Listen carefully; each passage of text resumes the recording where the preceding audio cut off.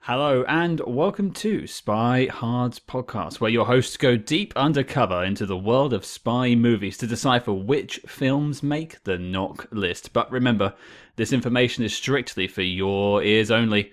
I'm Agent Scott. And I'm Cam the Provocateur. And Cam, I think we have our third angel joining us this week.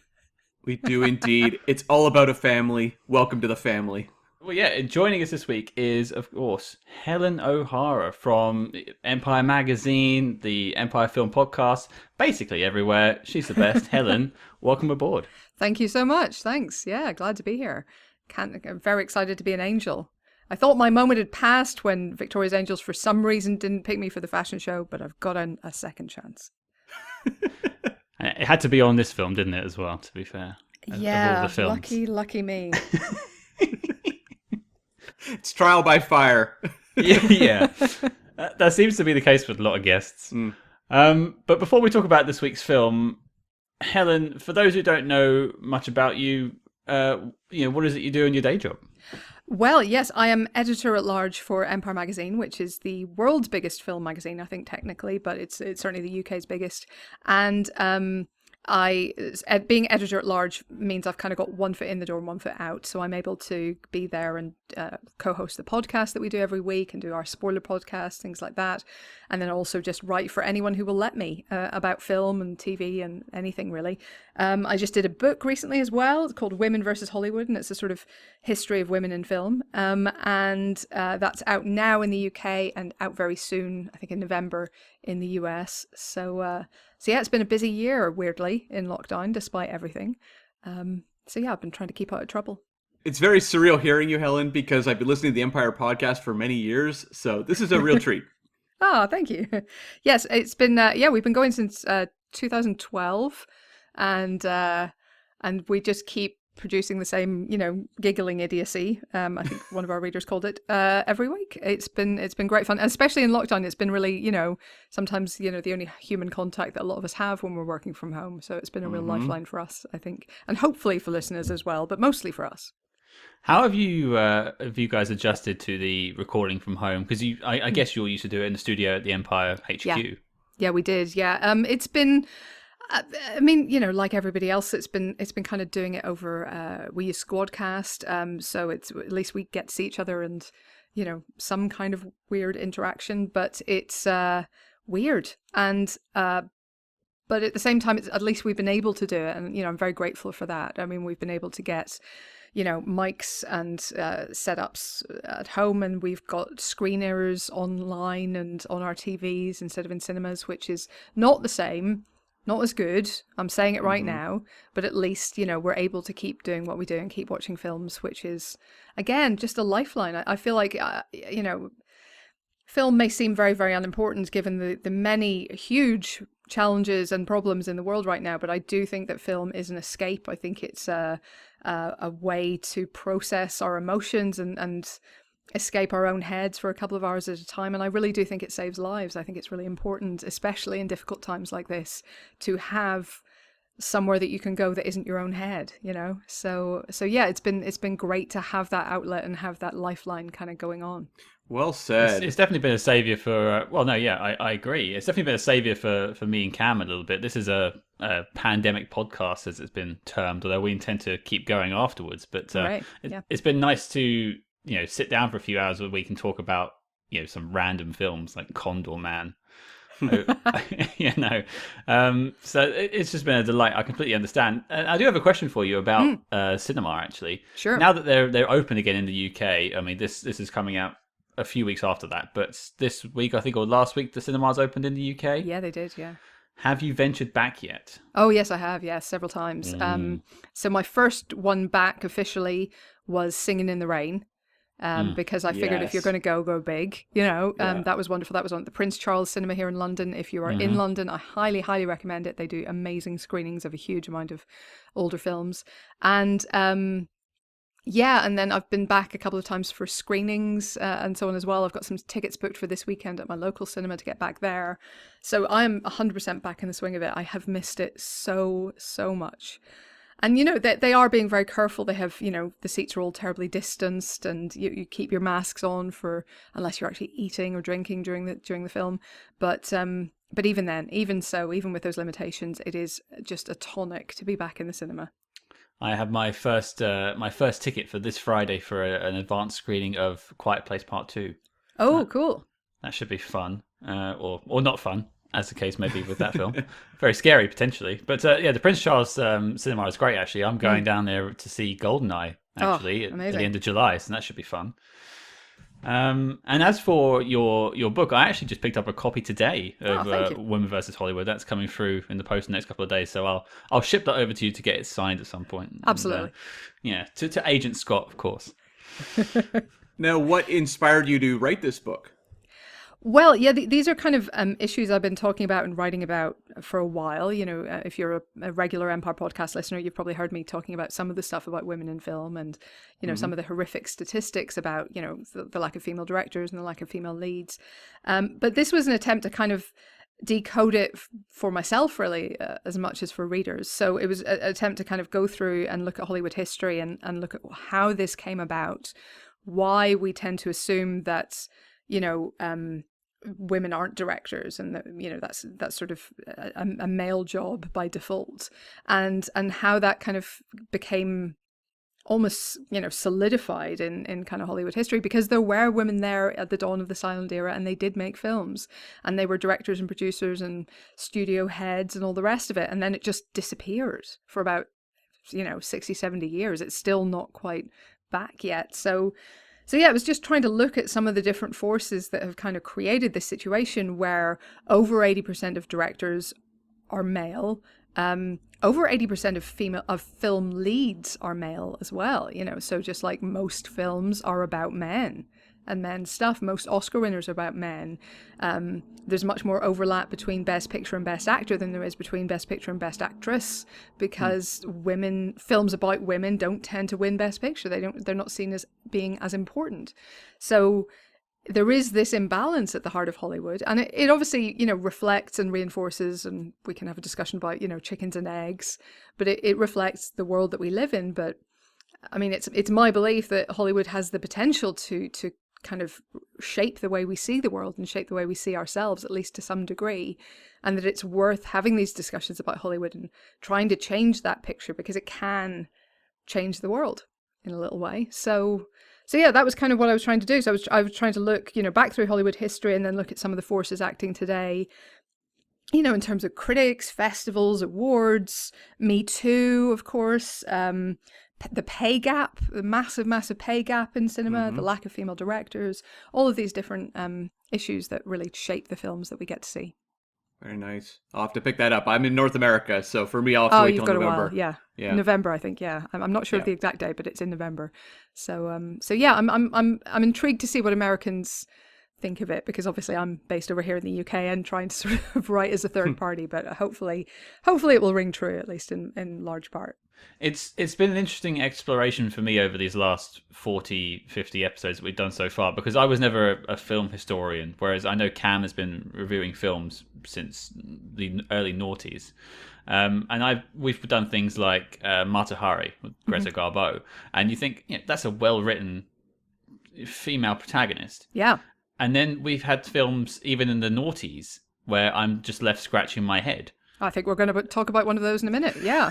And that was my segue into Cam. What are we talking about this week? Yes, we are meeting back up with Charlie's Angels for the sequel from 2003, Full Throttle. Yeah. Woo! Woo! Okay, now at this stage, what we'll do is I'm going to read out the synopsis from letterboxd.com. Cool.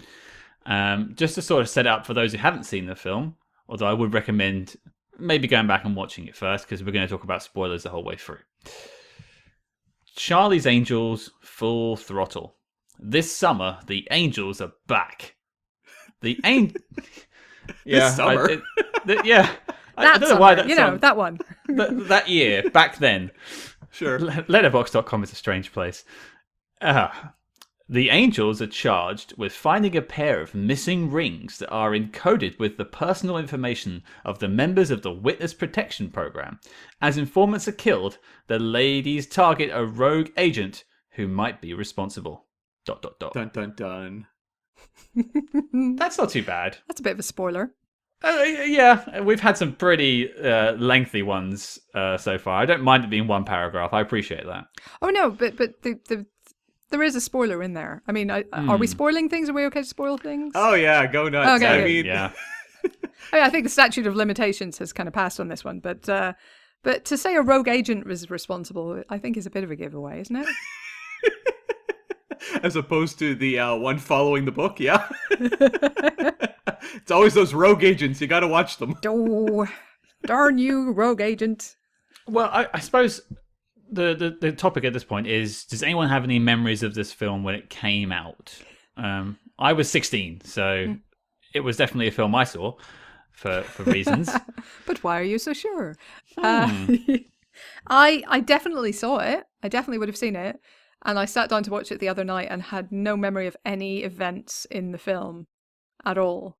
I vaguely, I am still sure I've seen it, but like I could not have told you anything about the plot. And I vaguely remember the John Cleese bit. I think that had an air of familiarity, and the thing with the puppy at the end, that had an air of familiarity, and nothing else whatsoever. What about you, Cam? I didn't see this in theaters. I saw it on home video. I just had absolutely no interest in watching the sequel. I mean, I was very middle of the road on the first one, and so the temptation was not there to see the second. So, like Helen, my only memories of this were very vague. Like for me, what I remembered was Demi Moore as the villain. And that was about it, really. A lot of the moments actually that I connected with this movie were actually in the first one. When we revisited that movie, I was like, oh, okay, that's in the first one. But this movie, at the time I remember not liking it at all. My opinions have maybe changed a little bit, but at the time I was just like, garbage. Next movie. Like I couldn't have cared less. I mean, that's not unfair, I don't think. I just think, look, I think this has a very bad case of sequelitis and trying to be bigger and louder than the first, while also replicating all the beats that people loved from the first. Yeah. What I found amazing about revisiting it for this, I won't get into my thoughts so much on the film, but again, when me and Cam covered the first one a few weeks ago, I remembered bits of the film. I didn't necessarily remember the plot, but I remembered segments, the alleyway fight, things like that. None of this came back to my memory. I don't know what that means for the film, but I don't even remember Demi Moore. I don't remember Shia LaBeouf, of all people. No, that came as a surprise. Which I want to get into. Good old Mutt. Good old Mutt. Yeah. Okay, so it sounds like we all sort of forgot about this film. Now, Cam, I'd like to hear about how we got from 1 to 2. So could you assist me, please? Yes. Apparently this movie had fairly informal origins. The first one was, of course, a big hit. But it was very much just kind of like the grouping, like, hey, do you want to make another sequel? Yeah, that sounds kind of fun. But Drew Barrymore said one of the goals was, we also made a pact we wouldn't do it if it meant repeating ourselves. Now the question was how to balance that responsibility and still have a lot of fun. So we'll talk about whether they actually achieved that. From everything I've heard, the production was actually a lot of fun for the actors. They had a great time, so good for them. But they brought in returning writer John August. So he has the story credit on this, as well as he kicked off the screenplay. And at a certain point, they brought in 2 more writers, Cormac and Marion Wibberley, who worked on I, Spy and The Sixth Day. 2 credits that wouldn't lend themselves to a lot of promise, but they did go on and do the National Treasure films, so they have that in their back pocket later. But I'm going to go a little vague, I think, on the actual writing process, because, Scott, you and I actually talked to John August, correct? We did indeed. We've already spoken to him at this point. So we have an interview coming out with him a little later this week, I believe, on the Friday. So stay tuned for that as well. Yes, you'll want to listen to that. He's very candid about the process of writing both Charlie's Angels 1 and 2 and sort of the hurdles they had to go through. And there's definitely some interesting points brought up that I wouldn't be able to cover in our research. So definitely check that out. So nonetheless, they brought McG back. He had, in the interim from doing the first Charlie's Angels, just really worked on the Fastlane TV show. He directed the pilot and I believe was a producer on that show. Does anyone remember Fastlane? I what now? Wasn't that the... No, I'm thinking of the Fast Show, not Fast Lane. Fast Show is a good show. Fast Show's a good show, yeah. Yeah. Fast Lane, no idea, Cam. No. Yeah, it was like this very flashy nighttime action show. It looked like a McG film. Like it had a lot of the style of the first Charlie's Angels.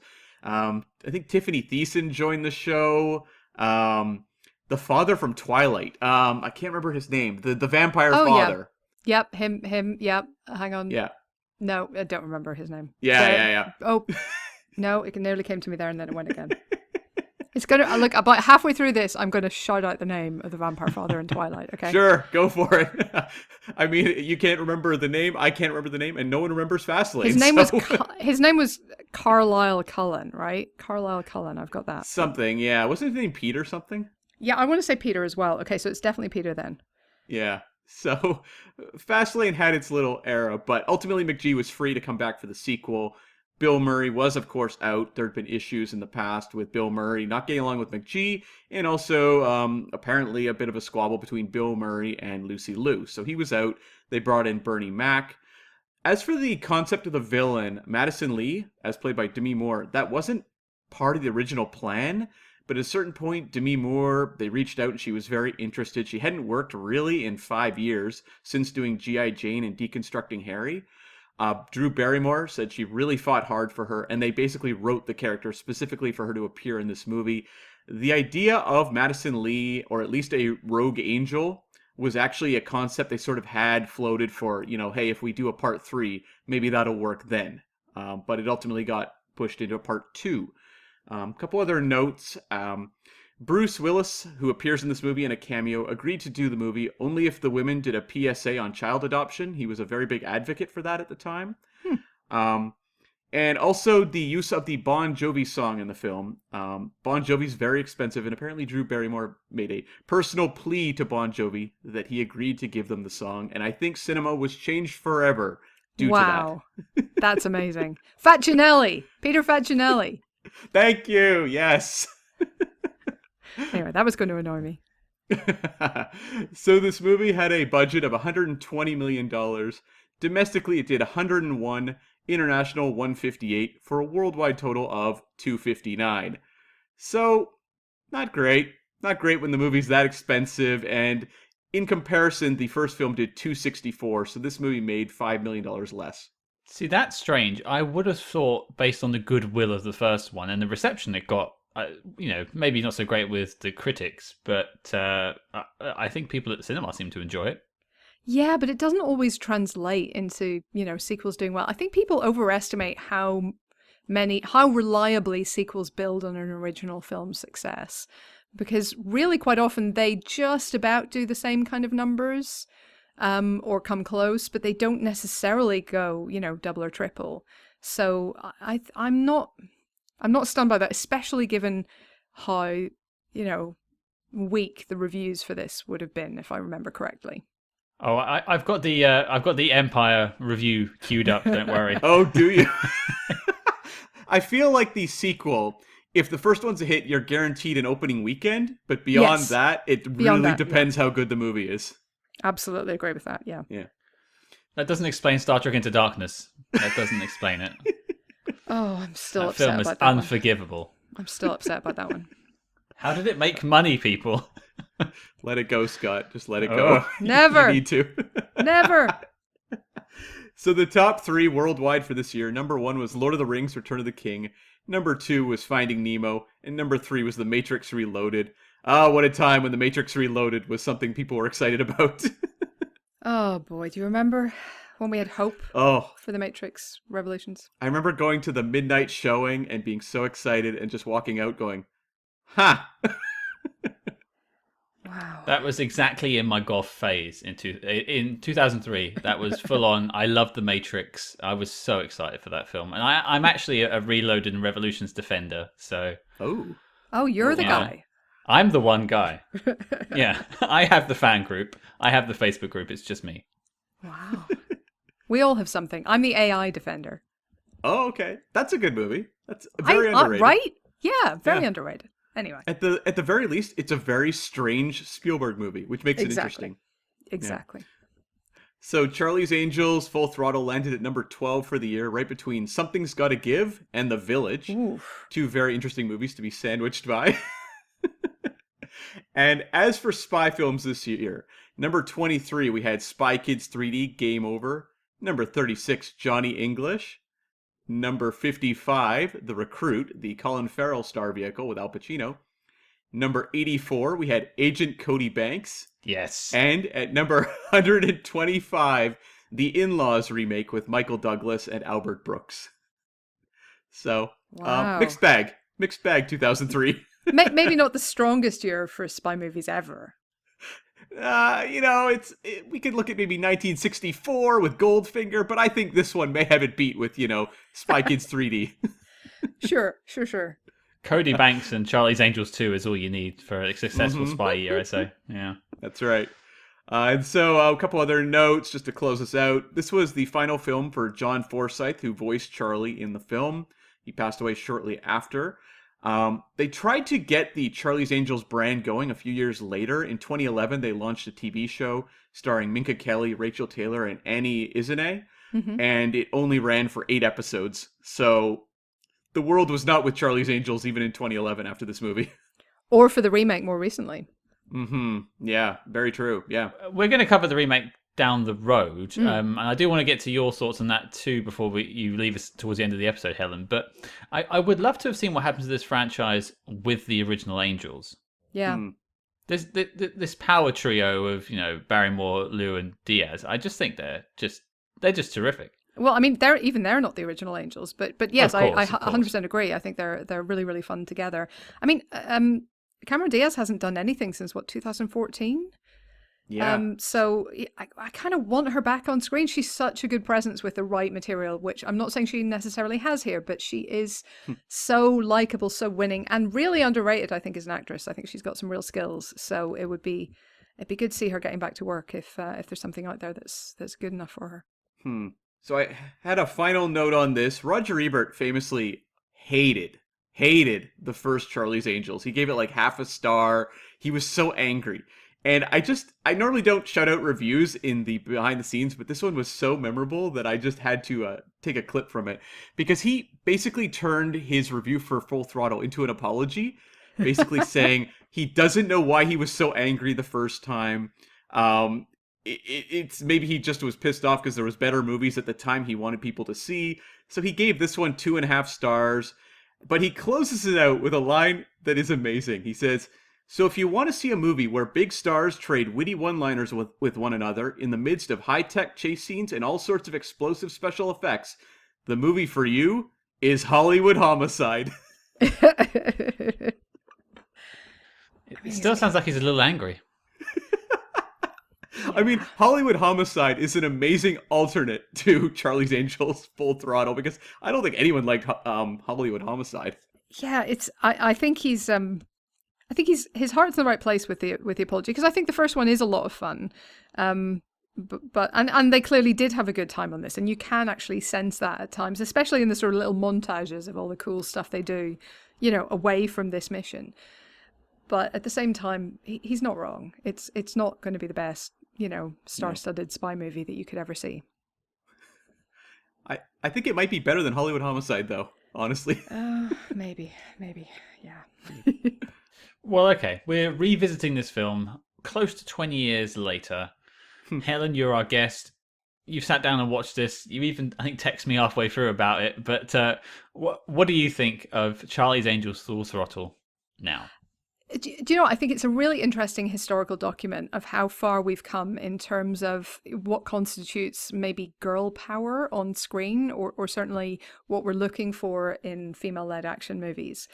Because I think it shows that we've come quite a long way. It's almost quite comforting or encouraging in that respect, because sometimes I and others complain about the kind of female-led action movies that we see. Even the trailer as we record this came out yesterday for Gunpowder Milkshake, which looks like enormous fun, but like I saw a couple of people on Twitter complaining that oh look, it's another action movie where a woman is driven by concern for her child, and can we maybe think a bit harder, guys? Can we think about this a bit more? So there's still a long way to go in terms of representation for women on screen, representation for women in action movies.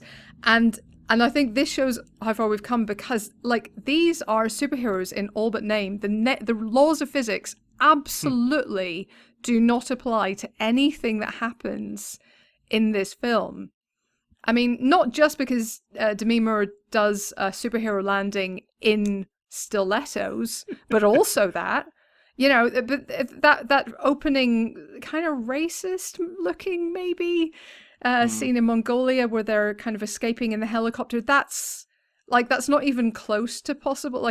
I'm okay with suspending the laws of physics and suspending disbelief along with them, but a lot of this movie I was just going, oh come on, seriously now. It's kind of taking wire fu to a level that is just impossible. So there's that. There's also the fact that in this and in the first Charlie's Angels movie, I think there's a real attempt to dress like, I want to kind of explain this, but like every man's fantasy. And I'm not talking about actual fantasies, but I'm talking about the kind of cartoonish kind of pin-up fantasies that you would see in a fairly cute magazine, so they're, in the first one they were dressing up in like race car uniforms and going out to the track, and they were geisha girls and they were almost dominatrix at one point. They've got all these kind of different looks. They're nuns here, they are strippers or burlesque dancers, and they're dressed up as construction workers. It's just kind of going through this kind of cheesecake list of costumes for them to try on, with all the subtlety and authenticity of the village people.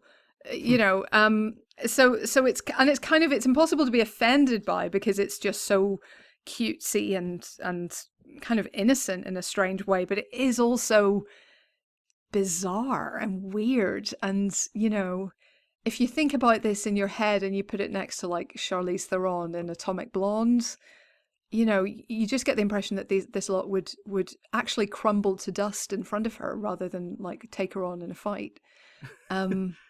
So it's weird. It's just real. I just find it really, really strange to watch it. Like, you've got Natalie, Cameron Diaz's character, being incredibly, incredibly clumsy, like not able to open a door without falling over her own feet.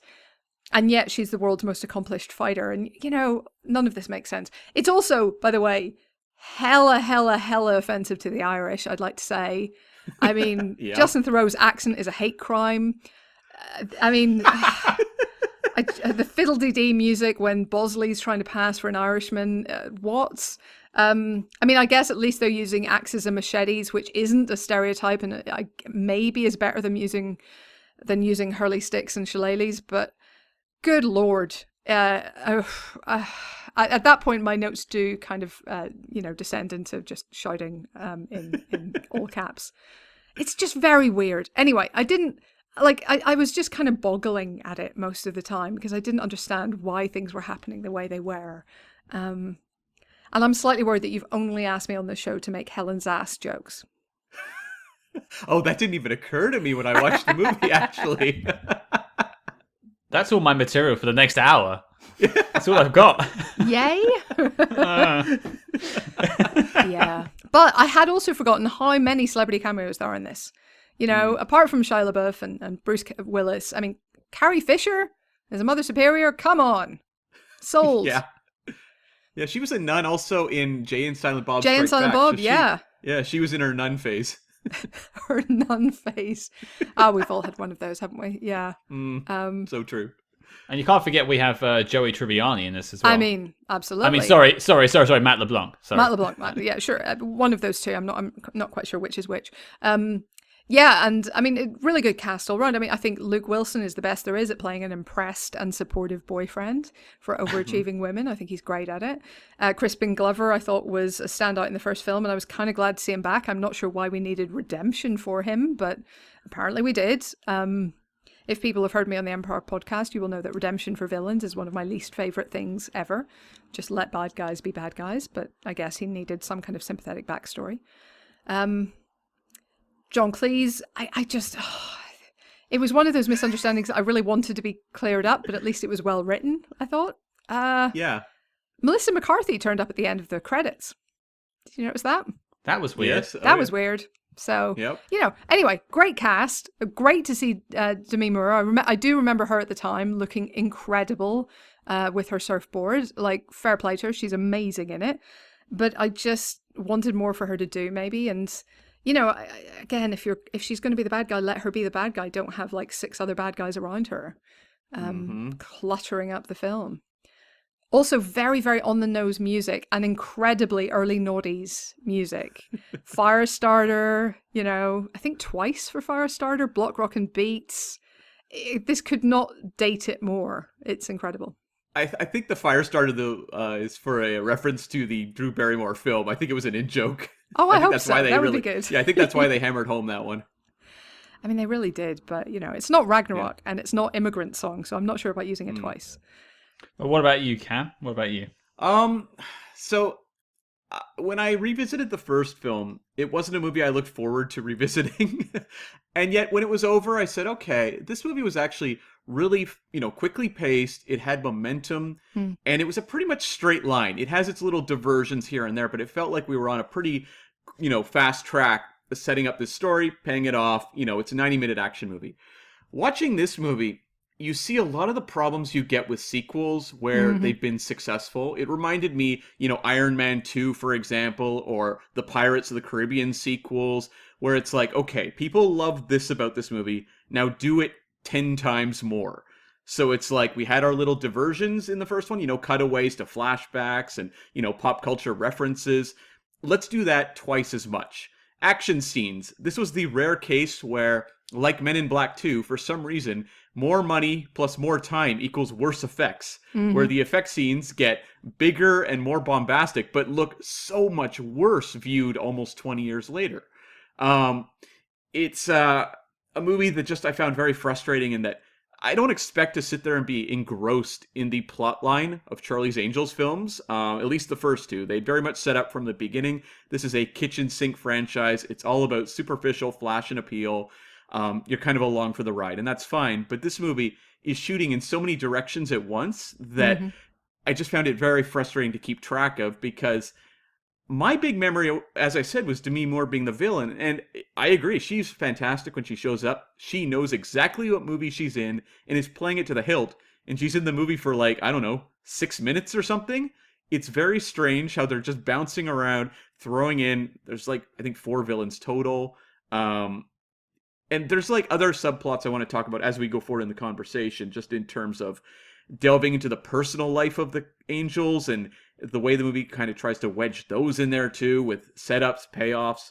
But overall, it just felt kind of underbaked and overstuffed, where it's like there's so much that they wanted to do. It was almost like the enthusiasm they had from the success of the first one just caused them to just let the floodgates open and just go insane, and the results are pretty messy. But what about you, Scott? I wrote this down at the top of my notes on my second viewing. Yes, I had to watch this twice. That's 4 hours I'm not getting back. Stupid, ludicrous, bloated, but fun. Okay. All right. So, okay.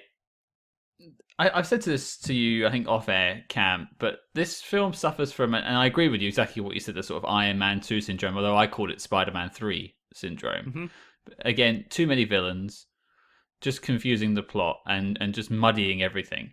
And another word I wrote down in my notes was flanderization, where they took all the bits of they stripped some of the weird bits out of the first one and just made it bigger jokes about itself. It was so self-referential. It was just, I don't know. There was fun to it, and you could tell that the Angels were having a good time. Yeah. Like my leads were having a blast, and I liked that, but I couldn't get into the story. I wasn't really sure what the plot was, and I watched this twice. I'm still kind of confused as to who Rodrigo Santoro was playing.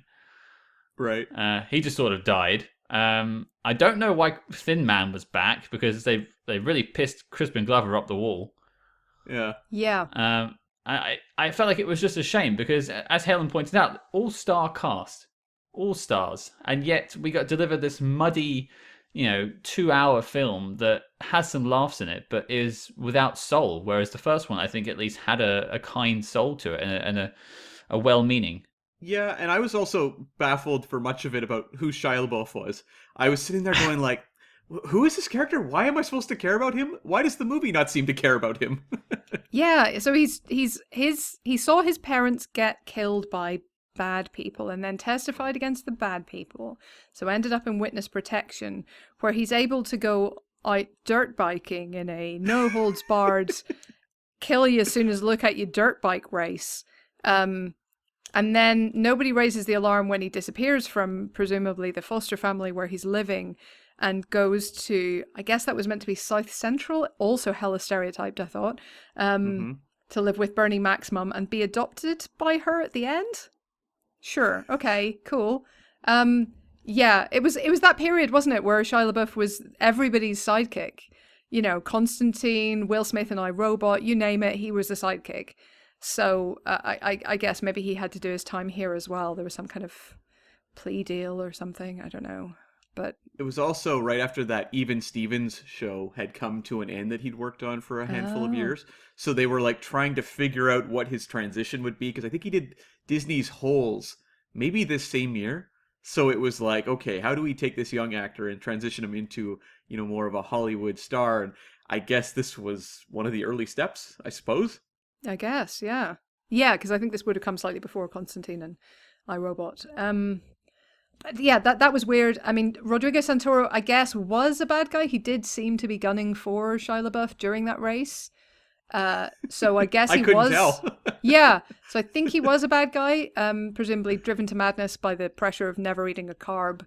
And then... But then I don't know who the Thin Man was meant to be working for. Was he meant to be being a goodie of some sort at that point? Was that some kind of redemption thing? How did he know? Why was he there? So many questions. I understand bringing him back. Yeah, he's a cool, interesting weirdo. It's Crispin Glover. You want him in your film if you can have him.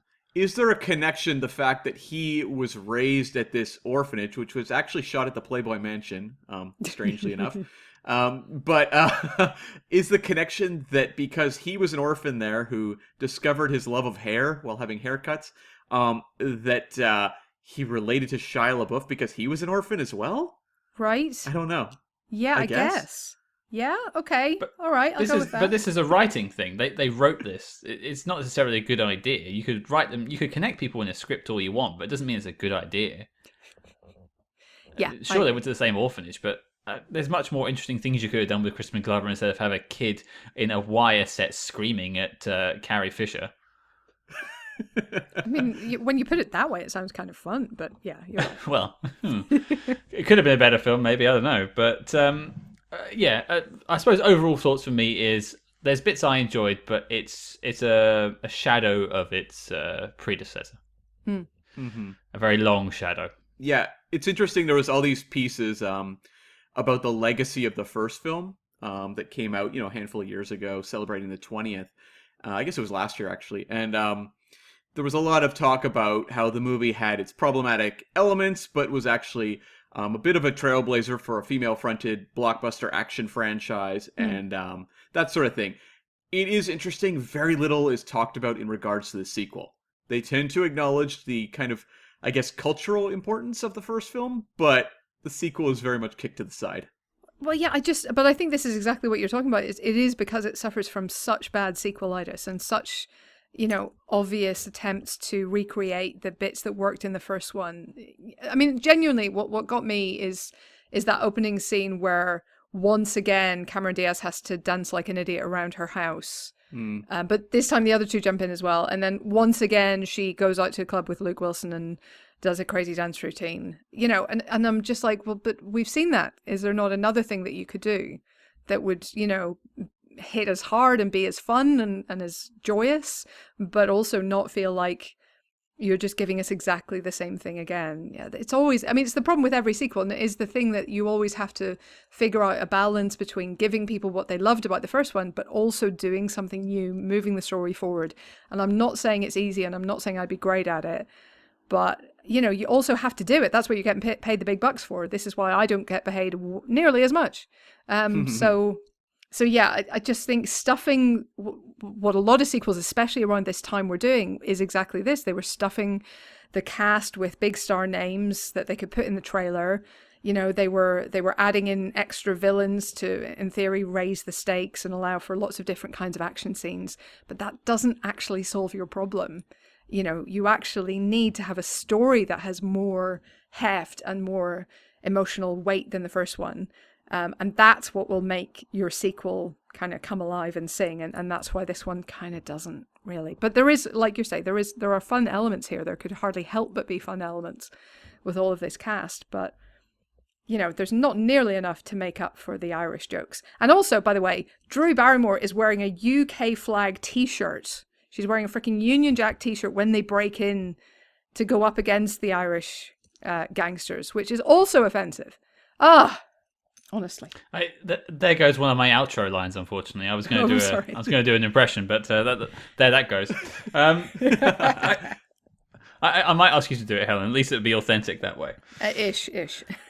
Well, I think before I've got a thing to move us on to, but I do want to read out the Empire review. Okay. Of Charlie's Angels Full Throttle. Now, this is by William Thomas. Mm-hmm. I'm not sure if he still works there at Empire, but... No, I don't think so. Okay, so that's probably perfect to do it now then. It's only 3 paragraphs, so it's nice and short. A sequel to a movie that few people liked that much in the first place. No good can come of it, you might think. And you'd be right. Like the original Charlie's Angels, Full Throttle is a movie that should be effortlessly entertaining, packed with gorgeous girls, guns, and great music. What could possibly go wrong? One word. McG.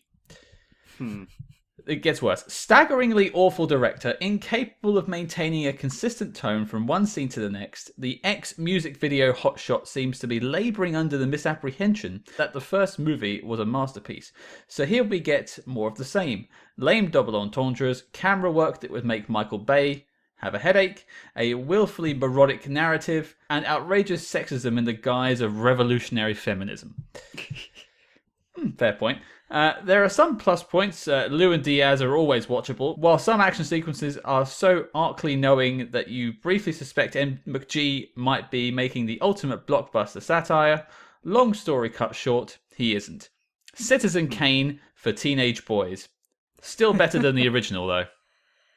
Wow. Better? Well, wow. I would disagree with that. I think, look, I don't want to kind of badmouth Will, but no. It was more just it was a long time. No, but I do want to say one thing, which is I think there is a general critical tendency, and certainly there definitely was at that point 20 years ago, but there still is a little bit this critical tendency to see films that are aimed at or about women as being inherently suspect, frivolous, silly. And I think there's a little bit of that in some of the tone there, with the greatest of respect to my former colleague.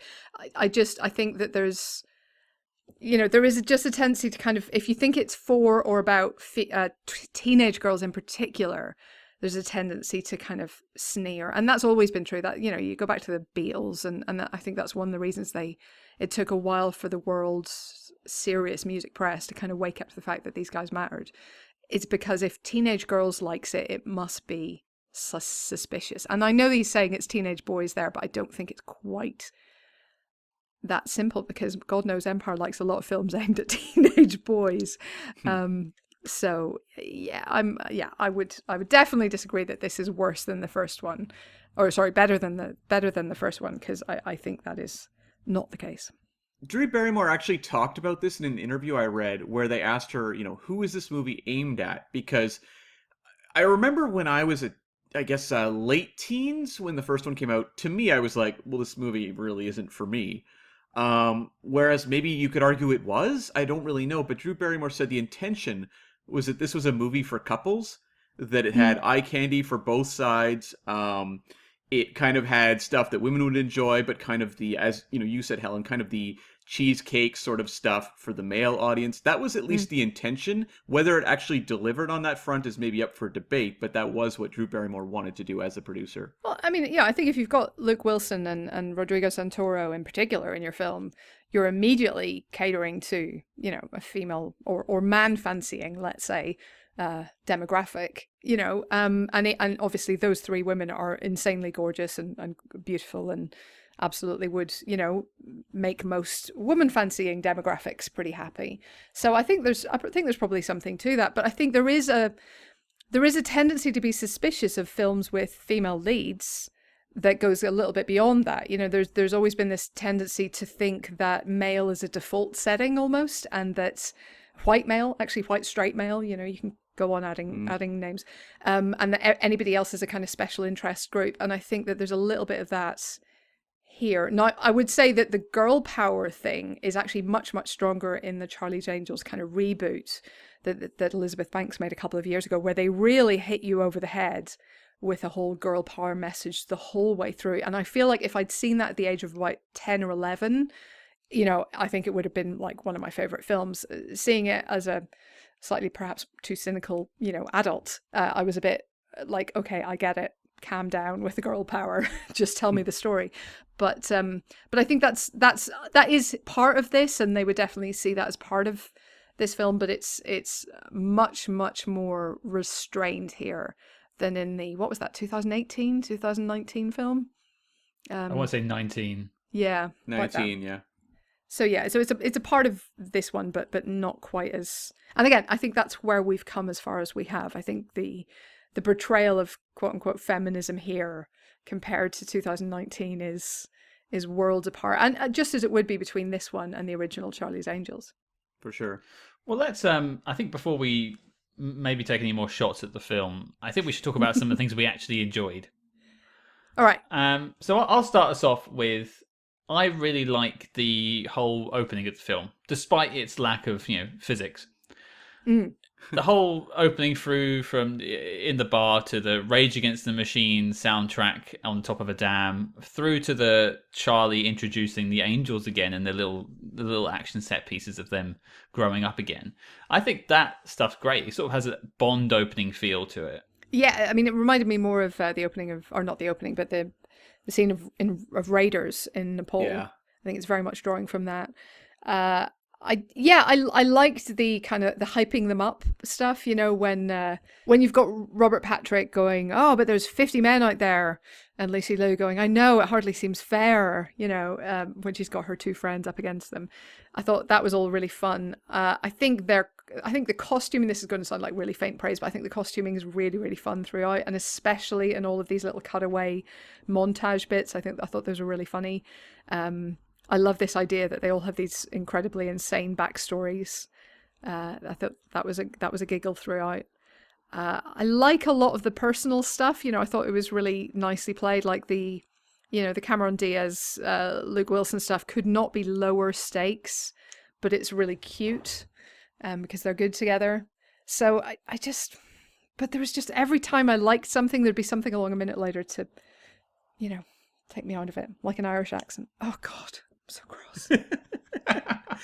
Yeah, I enjoyed how this movie, like the first one, does a lot of film homages that are a lot of fun. Yeah. The Raiders stuff, problematic as it may be, was fun to just see that kind of setting where it felt like, yeah, it is that kind of that drinking contest from Raiders.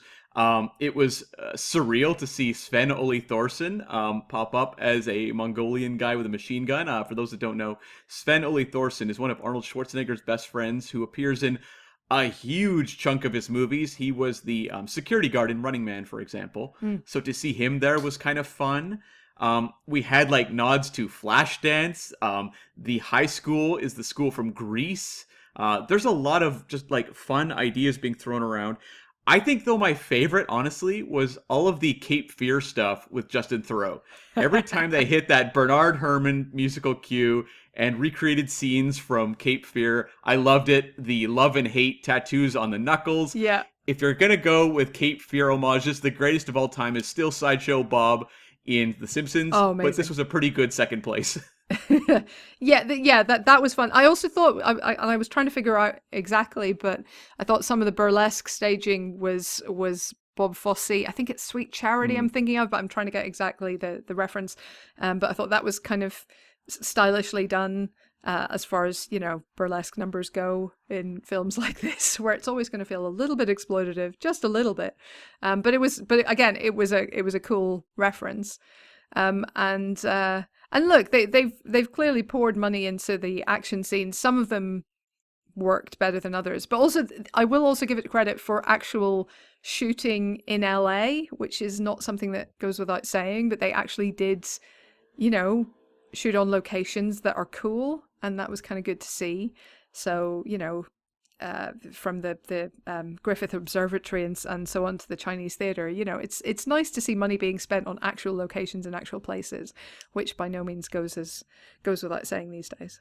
I admired the ambition of the action scenes, but it felt like they weren't there technology-wise. Like the compositing looked pretty dodgy. I could totally like appreciate that he wanted to set up this, you know, crazy helicopter crash at the start of the movie. I'm sure they had storyboards for how this would work and how all the characters would play off each other throughout the sequence.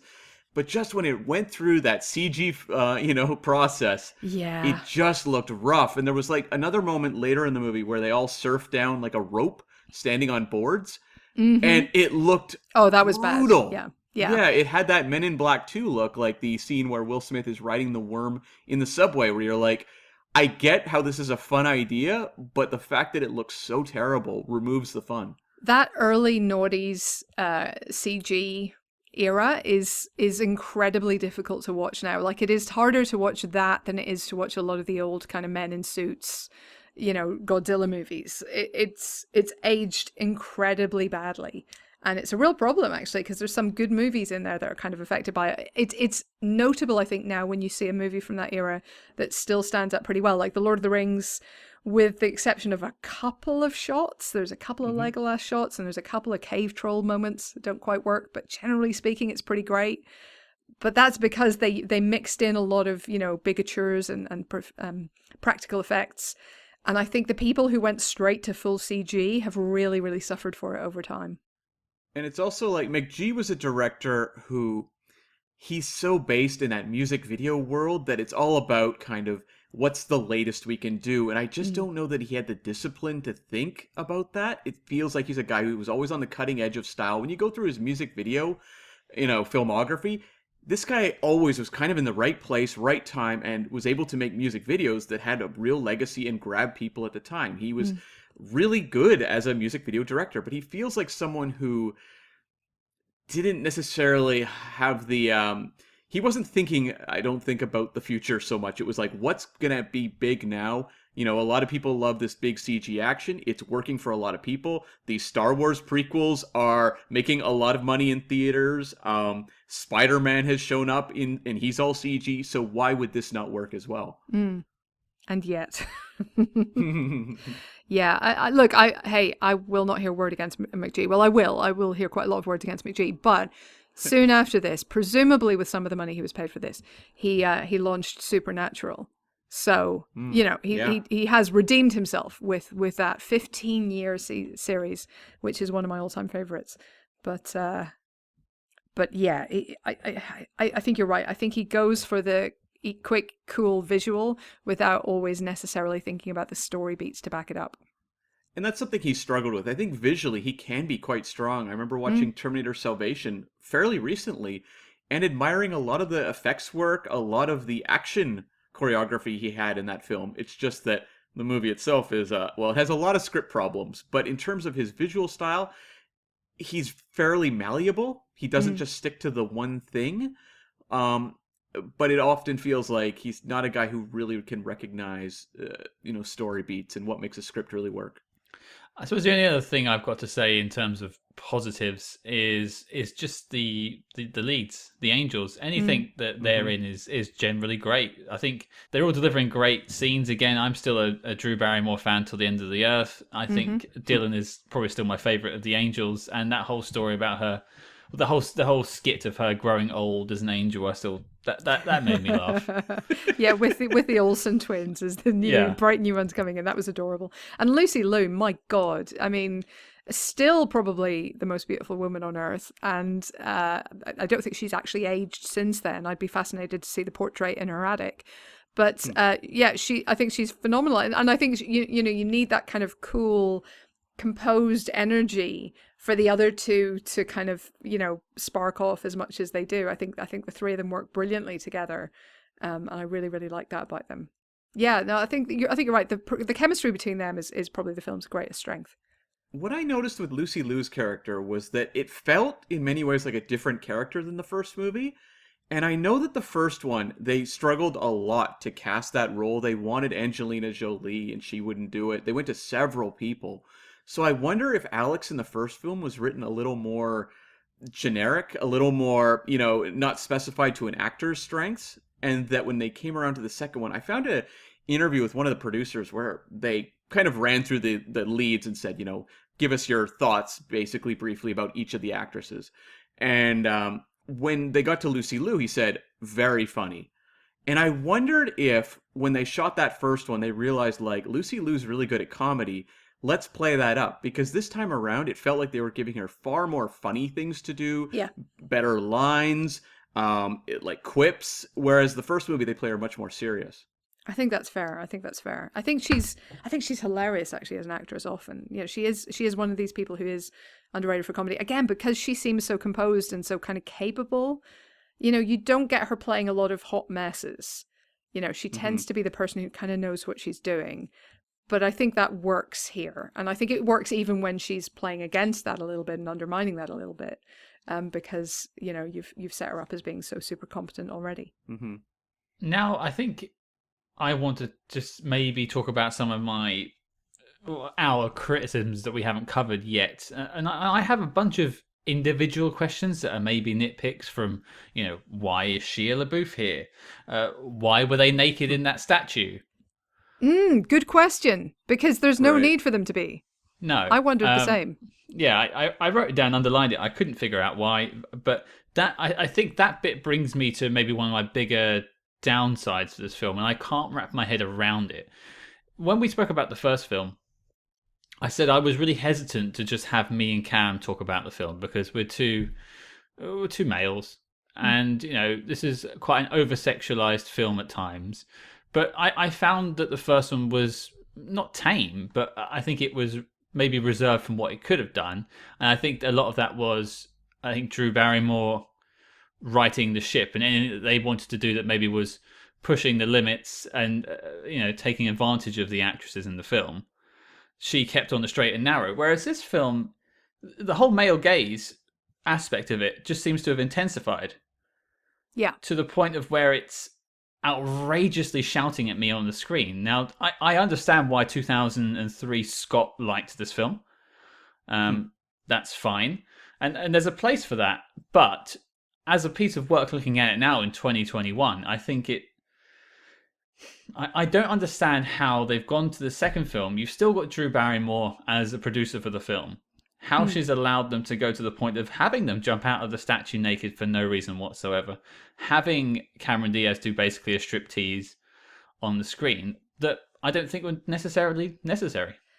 I think a lot of it is down to the nature of feminism. And by that, I don't mean what feminism is or should be, but how feminism has been perceived over time. And I think at this point, we were still not really out of the ladette era. So you had this, perception or this pressure or this sense that you should be, that feminism meant being, absolutely ready to go with whatever, just down for whatever, cool with whatever, in charge of your sexuality, in charge of your appearance, and kind of embracing all of that side of things. And I'm not saying any of that is necessarily anti or unfeminist, but it was a very limited and very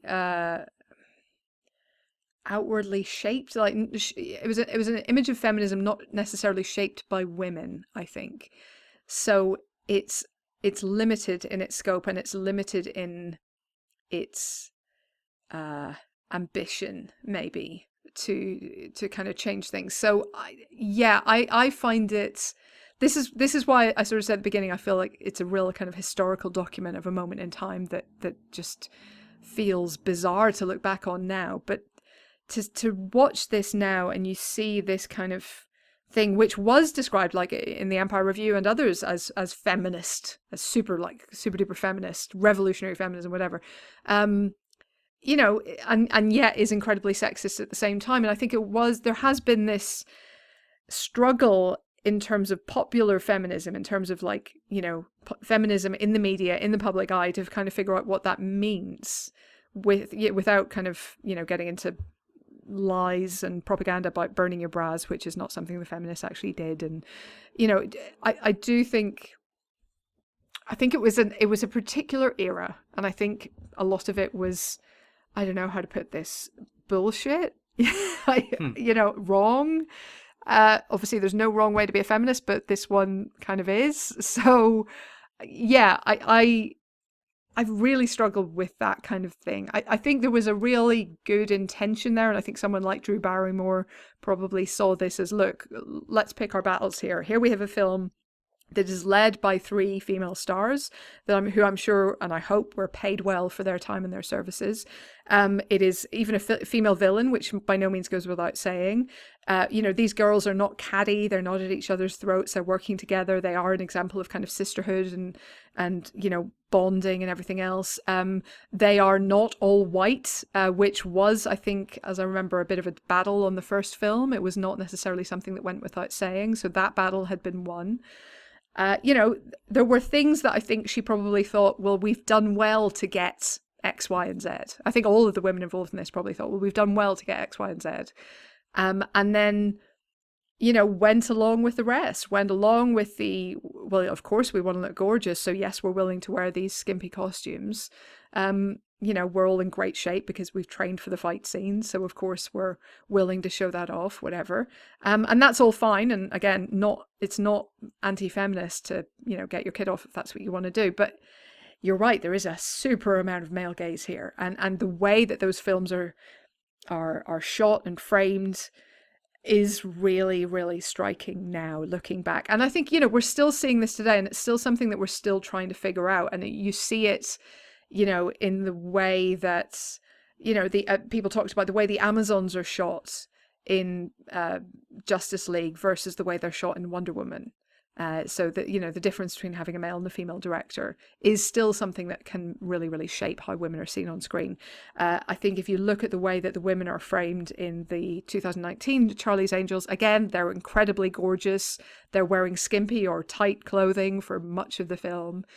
But it is framed in a different way, and it is shot in a different way because it's a woman behind the camera. So we're still trying to figure out what works. And I think there is this real push and pull, especially in Hollywood and commercial filmmaking, in trying to figure out what is going to get the male audience out there to see this film, so we prove that this is a commercial enterprise, that having women on screen can make you a lot of money.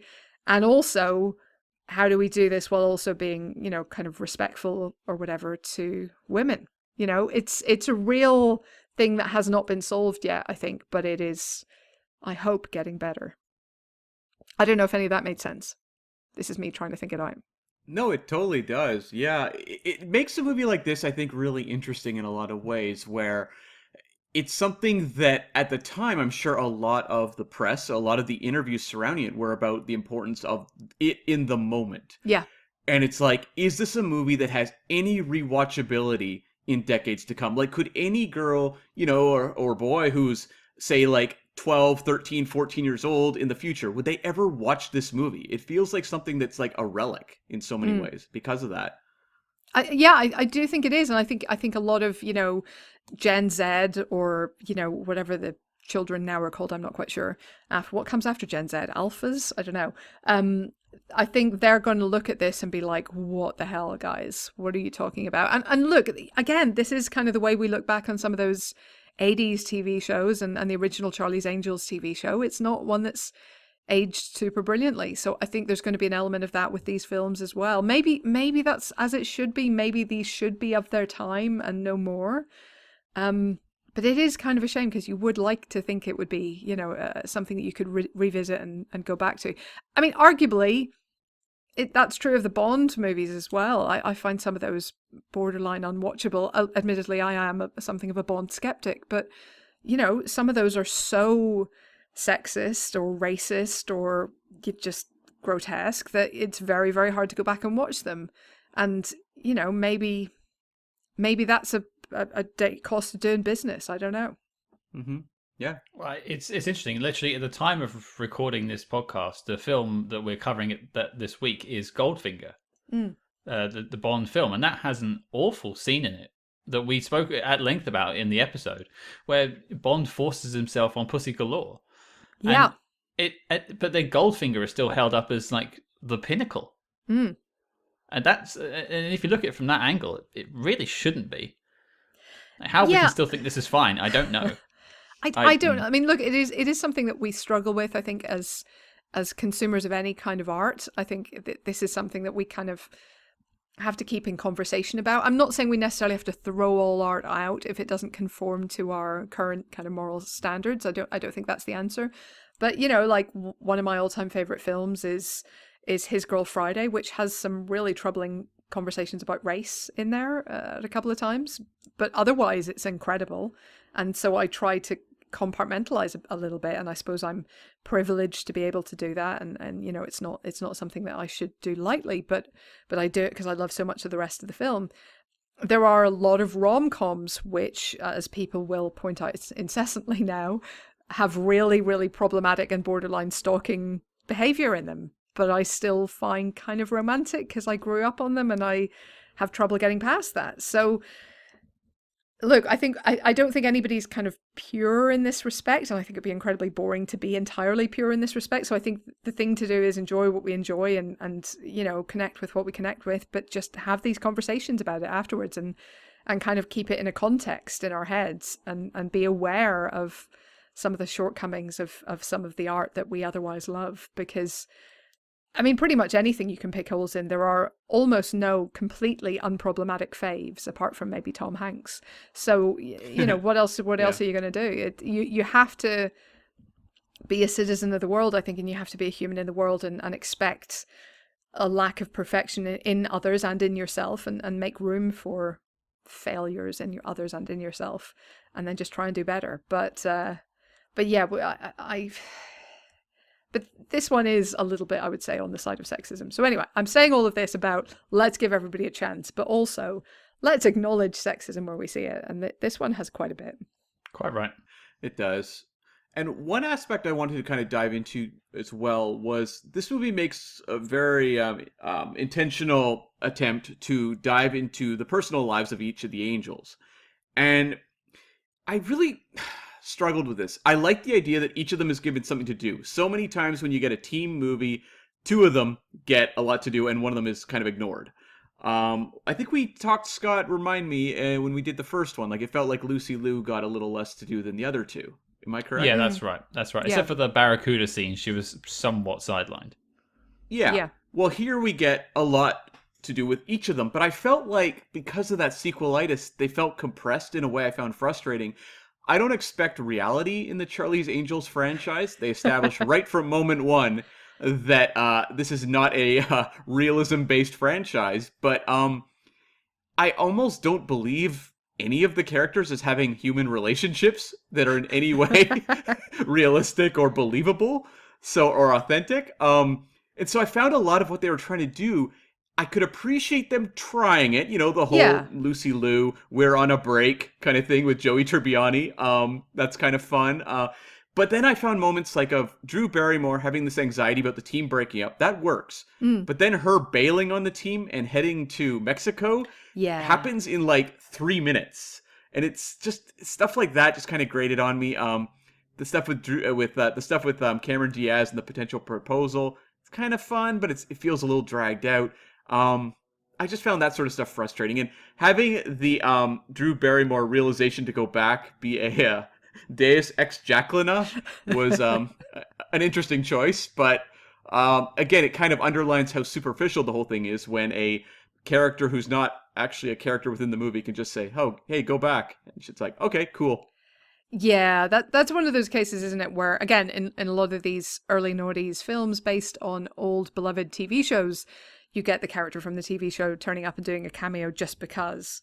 Think of Starsky and Hutch and so on as well. But, it's a cute moment, I guess, if you're a fan of the TV show. But honestly, is that your main demographic for these movies? Really? But you're absolutely right. It's a really good point. On one hand, she's worried about breaking up the team, and on the other hand, that's exactly what she does. So, what? I guess you're getting in there first, getting your offense in before the defense or something. I don't know. Yeah, it's, I guess, an attempt to show the character as having some sort of almost like we see throughout the movie, she's drawn to guys who are really bad. Yeah. Justin Theroux, a makeout scene with the Thin Man later on. And that it's someone who craves stability. So maybe in a situation where that's threatened, her go-to is to bail on it because it's falling apart and I need to get out. I guess I'm trying to read psychologically into a character that there's not a lot on the page. Yeah, I mean, she doesn't seem like someone who craves stability, given her love of crazy stuff. But okay, yeah, I guess. It's a weird decision. I think. It happened more because we're like, oh, we need someone to have a personal crisis now, rather than because it arises naturally from the script. And I think that, again, goes to sequelitis, because they've got so much going on at that point. They're like, we need some kind of personal crisis so we can pretend like we have real characters here who have real problems. But they kind of don't, so they kind of just crowbar it in anyway.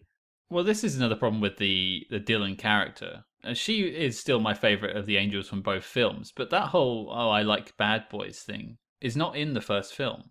No. It's been created for this to give her the connection with Justin Theroux and then the connection with Crispin Glover. I mean, in the first film, she liked Sam Rockwell. I mean, that's understandable. That's completely fine. I think we're all Maybe not there Tom with Green. Her. Maybe not Tom Green. No, not Tom Green, but he isn't meant to have been one of the bad boys, right? He's meant to have been the good guy that she went for at the end. So I don't know. I think you're right. I think they've kind of crowbarred that in as a bit of a retcon on her character, and it doesn't work terribly well. It just that, and this sort of leads me on to the question of, and we sort of covered it, so maybe we won't dwell, but just spoiling Crispin Glover. I think the Thin Man was one of the great inventions of the first one. I think he's meant to be a character you don't know anything about. He's that blank enemy. He always reminds me of Niddy in The Untouchables. Very, very similar. Yes. But yes, same air of menace. And then they kind of spoil it. They always do this to villains. If a villain comes back in the sequel, it's always bad news for the mythos of that villain. Almost always. So yeah, you can say the same about Jaws in Moonraker. Right? Like, everyone loves Jaws in The Spy Who Loved Me.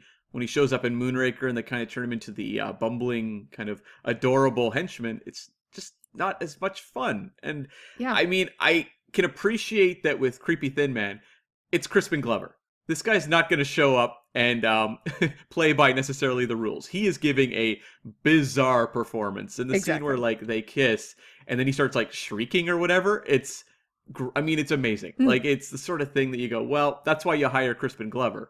But I think they probably could have found a more interesting way to use him throughout the film. And to me, honestly, this goes with Demi Moore as well. Like, I said it up front, but I think Demi Moore is on fire here. Like, it feels like a perfect choice to cast as a villain in this movie. And she has a lot of little moments, saying like Yahtzee and things like that where I, laughed, or I could appreciate that she really was honed in on a kind of campy villain performance that had a level of danger to it. Yeah. And just why not exploit that more? That is like the best thing you've got going for your movie. 100%. You've got that scene where she's kind of just slinking around a hotel room half wearing a fur coat and then some incredible underwear underneath it for no reason. doesn't link to anything, doesn't have anything to do. She doesn't appear to be doing anything while she's there. It feels like there was a deleted scene or something where she was trying to intimidate someone or seduce somebody or both at the same time. And yet there's just these few kind of images there for nothing. And yeah, you're absolutely right. She would be great as the main villain here, and you could have a couple of sidekicks, and you don't need Robert Patrick and Justin Theroux and the Thin Man and assorted hangers-on, including David O'Hare and people. Just calm it down, people. Just let Demi be Demi, really. Maybe then we could have worked in like a cameo from like a Jacqueline Smith who actually acknowledges knowing Madison from the past. Exactly. Like, yeah. That would work plot-wise as opposed to something that's very awkward. Yeah. Like she trained her or something like that. Exactly. Mm-hmm. Passing the torch. But they did manage to work in the really large finger attachment whilst tapping on a laptop, which I thought was a crazy addition there. I don't know why you needed that. Great. Yeah. Any other issues anyone would like to talk about whilst we're here? Things to mention? Not an issue, but we should comment on Bernie Mac, who is replacing Bill Murray. These are two wildly different, comic sensibilities, and I think we felt that like Bill Murray was kind of fun in the first one, but also it felt like a lot of it was like, Bill Murray, just riff, just come up with something. And I'm just curious where you guys came down on Bernie Mac in this film. I mean, I didn't feel like it was his best performance. He's fun in the bits where he kind of goes off, but he doesn't really go off very often. He's often just stuck playing the bumbling sidekick, and it didn't feel like that was particularly his strength to me. Mm-hmm. I found the scene where he was reacting to the screen to be maybe a little bit tasteless. Mm-hmm. That maybe just leaning on that stereotype. But yeah. From what we got from, and I'm not going to spoil our chat with John August, but and catch that on Friday, folks. But we did chat about his original script and what was potentially changed. And I get the feeling that some of the Bernie Mac stuff was either written on the day or was nothing to do with John August, because I don't think that was in his original, idea for the film. Right. Yeah, I mean, I like that he was kind of the outsider, the one who's the newbie and doesn't really know how to fit in with the group. That felt like a fun little dynamic, but they would often kind of work in these little Bernie Mac kind of comedic asides, a little bit of that kind of stand-up type material, and it just didn't really feel like it was that focused. I would have liked more for this character, but at the same time, let's be honest, he's not the focus of the movie in any way, shape, or form. Yeah, I think so. I have one question before we potentially move on to wrapping up. Mm. And what was the point of Shia LaBeouf? I mean, as an abstract question, what is the point of Shia LaBeouf? I guess to have a.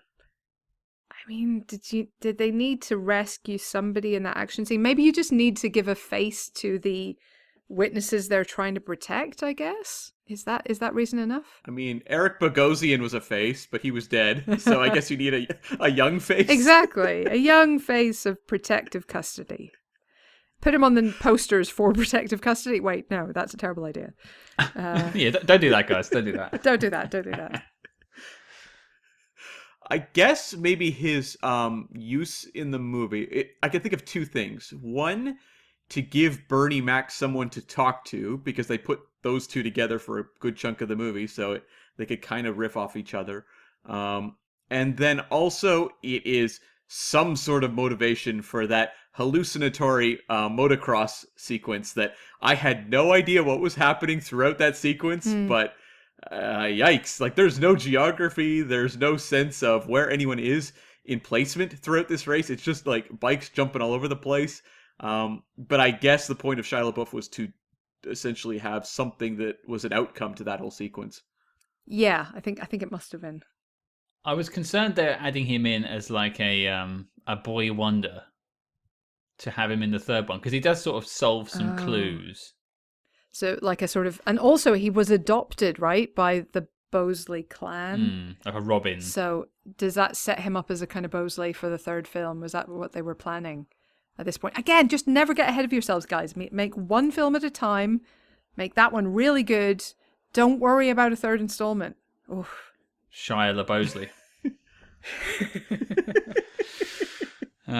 I I don't think we can save it. I don't think we can save his character. Just strip him out of the film, along with half the bad guys, I think. Yeah. Which was my sort of last question, is how do you fix this film? And I think it is just that, stripping out half the bad guys. Yeah, that's a big help. I just keep it simple, stupid. You know, that old Hollywood saying, KISS, keep it simple, stupid. Just calm it all down and spend more time making the jokes really funny. I know that, you know, it must have been a lot of fun dancing around on set and coming up with new innuendos for Cameron Diaz to say, but how about like less of that and just make them funnier when you get there? You could easily lose half an hour from this film. You should lose half an hour from this film, and it would be better for it. I mean, things like Richard Patrick, or sorry, he's from Filter. Robert Patrick, Richard Patrick's his brother, actually, for those that don't know. Robert Patrick's brother was former Nine Inch Nail and founded the band Filter. But Robert Patrick, I don't understand this character because he's introduced as someone they're saving, and he's, you know, a turncoat ultimately. And I mean, it's repeating the whole Sam Rockwell thing from the first movie, except like Robert Patrick's character has no personality whatsoever. So like, why do we care? Again, toss that sort of stuff to the side. We don't need it. Why is the whole plot for these rings so complicated in a movie that doesn't have any interest in really complex plotting? Like, make it simple. As you know, Helen said, it just doesn't make any sense to get this ridiculous with plot details. I got a little lost as well when they had the rings in the warehouse and they had to separate the, like, I don't know, titanium from the aluminum or whatever it was. Like, I'm like, what am I watching? Like, I'm as confused now as I was with Shia LaBeouf. That whole scene made no sense. Also, like, bring a couple of spare rings that you can use to fake out the bad guys while you're there. You've got all of these random pieces of metal for some reason. Use them. Come on. Ugh. That whole scene just annoyed me. I don't know if I've mentioned that or if it's come across at all, but it's true. Now you've compared Robert Patrick to Sam Rockwell's character. I just feel like we were robbed of the T-1000 dancing with sunglasses on, smoking a cigarette to 70s music. Oh my God, a bit of Marvin Gaye would have gone down a treat. I do quite like the Pink song from this. I will date myself and say that I thought that was quite cool at the time. I do. I'm not saying it. I don't know why, but I do. I'm sorry. It's not really held the test of time like Independent Women. I'm not saying, it's not on any of my playlists, but when it came on over the credits, I was a little bit like, no, it's not, honestly. A lot of Pink is, but not that one. But I came on over the credits and I was like, this is a bit of a bop. I'm here for it. That actually, you just reminded me of something. I was going to wrap us up, but I don't understand why they I don't understand why they ended on a Journey song with them washing a car. I think it's because if you've got footage of those three women washing a car, you use the footage of those three women washing a car if you're McG. I think that's the entire thought process that went into that. Oh. It may have been a deleted scene as well that they wanted to work into the credits. Yeah. That's possible. I know there was deleted stuff. Originally, for example, when Creepy Thin Man and Justin Theroux, O'Grady's was his character's name. When him and O'Grady go off the side of the building, we see them laying on the ground. Originally, I guess in the uncut, maybe DVD version, they're still alive on the ground fighting, and there's a whole bit there where the sign falls on top of at least O'Grady.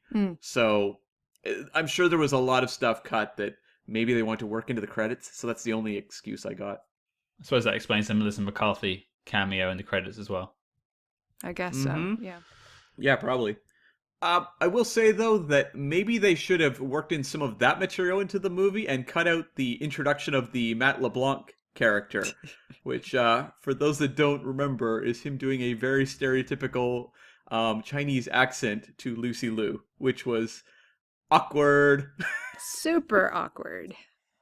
I felt like you said this last time, Cam, and I didn't really agree with you, but in this time round, I think he was just playing Joey Tribbiani. No, but this is the star of Maximum Extreme. Totally different guy. Did you see the poster of that in the film? Yep. Yeah, the little MI2 riff there. I thought that was quite nice. Probably a bit too smart for this film. Well, I think before we get to a knock list, is there any final thoughts across the board? Helen, anything to wrap us up with Charlie's Angels? I've probably said it enough, but just, on behalf of the nation of Ireland, I'm still waiting for an apology. McG, you've been called out. But I still love you for Supernatural, so you've got that going for you. Cam? There was a couple little things I'll just note that I thought were kind of amusing. The idea of creepy thin man being a children raised on roots and bugs, definitely got a laugh out of me.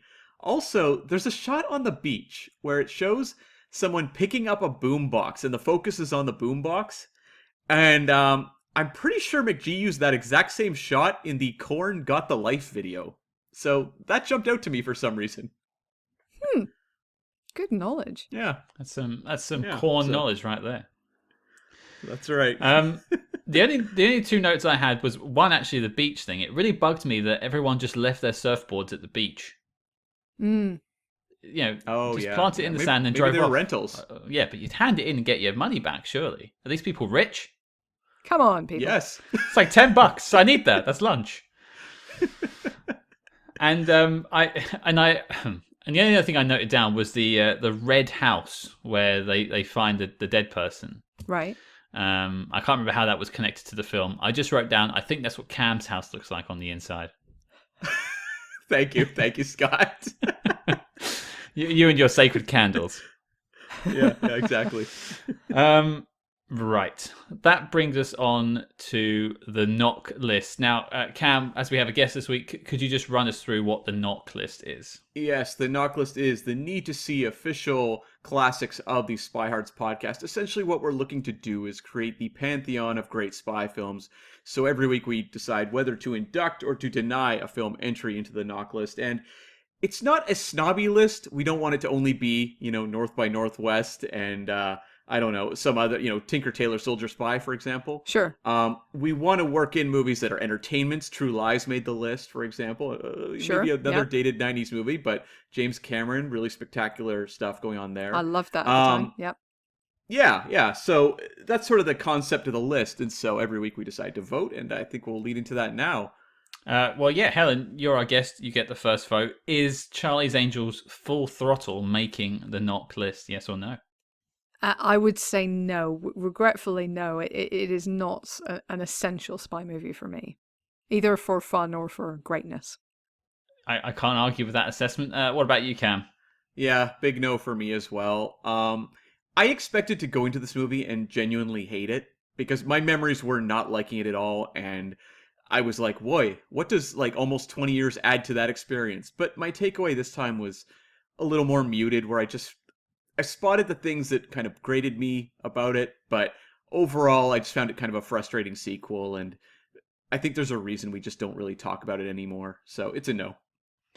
And so that's 2 no's. So I guess my vote is once again useless. But I suppose I will just go with no. I think it's a shame because the first film has a special place in my heart. Not that it made the knock list either, but I just wanted a Charlie's Angels to get in there, and this one has missed the mark. Well, there you have it, folks. Charlie's Angels Full Throttle received 3 no's, and as such is not making the knock list.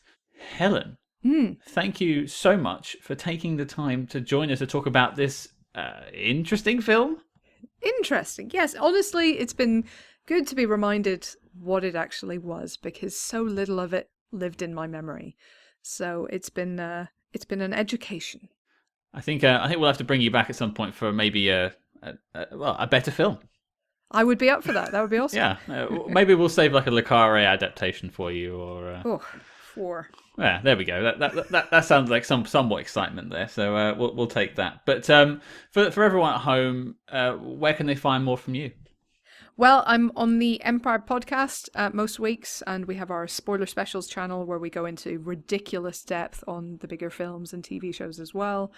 And on Twitter, I'm Helen L. O'Hara. I'll be putting stuff up there fairly regularly. And then, of course, the book, as I say, is out in the UK now and will be out in the States anon. November.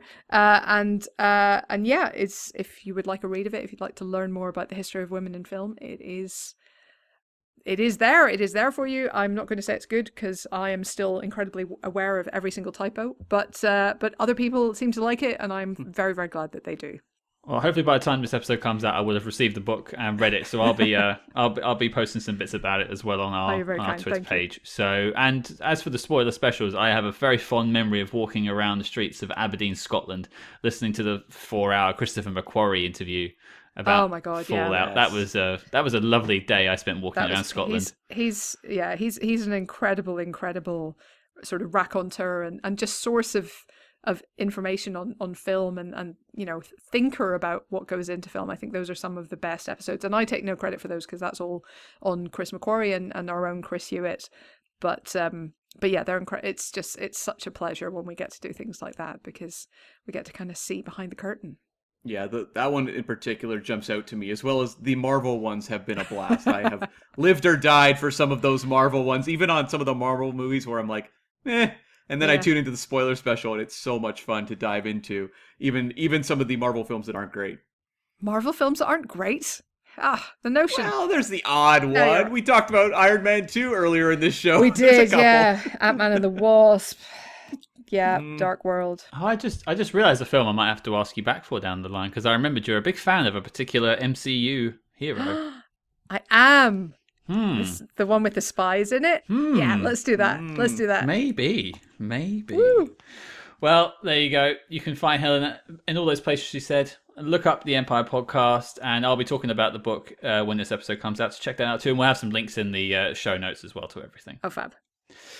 Right, now before we talk about what we're doing next week, we have a quick message from the Cage's Kiss podcast. Cam, roll the clip. Greetings and salutations. This is Cage's Kiss, the ultimate Cage cast, where we discuss the movies and life of the national treasure, Nick Cage. There are 3 of us here, and I can't help but notice that none of us are Nicolas Cage. Did nobody call him? What? A Cage cast with no Nick Cage? No, instead of being Nicolas Cage, we're 3 Nicolas Cage experts, which is the next best thing. I don't think we should admit to being experts. Too late. We are not experts at anything. We are not life coaches, and we are not in any way, shape, or form qualified to give you suggestions on life choices. But Nick Cage is, and he's made hundreds of life choices. Seriously, I cannot stress enough just how much you should not take our advice. But we're experts. No, seriously, we're not experts. Yes, but we will be reviewing his first acting gig as Nicholas Coppola, Best of Times, which features a young and very precious Crispin Glover. And his work in Fast Times at Ridgemont High. And his work in My Nightmares. We're experts. Yep, that's Cage's Kiss. You can find it on all major podcast apps. I wonder what Charlie's Angels Full Throttle would have been like with Nicolas Cage. Maybe replacing Shia LaBeouf. That would have been gold, actually. That might have saved the entire movie. Well, we'll never know. We'll never know. So, Cam, what are we talking about next week? Well, Scott, we're going to take on the 1945 World War II espionage film, The House on 92nd Street, which really interesting film that launched a trend that continues on to this day. What was that trend? We're going to talk about it in the episode. But, for those of you out there who want to follow along, House on 92nd Street can be found on any of your rental services. It's on YouTube. It's on Google Play, Apple Movies. So it's not hard to find. I recommend you all check it out and then join us for that episode. There you go. Your mission, should you choose to accept it, is to check out The House on 92nd Street and join us next week. Now, unfortunately, Charlie's Angels Full Throttle did not make the knock list, but if you want to find out more about the knock list, you can find that on letterboxd.com/SpyHards.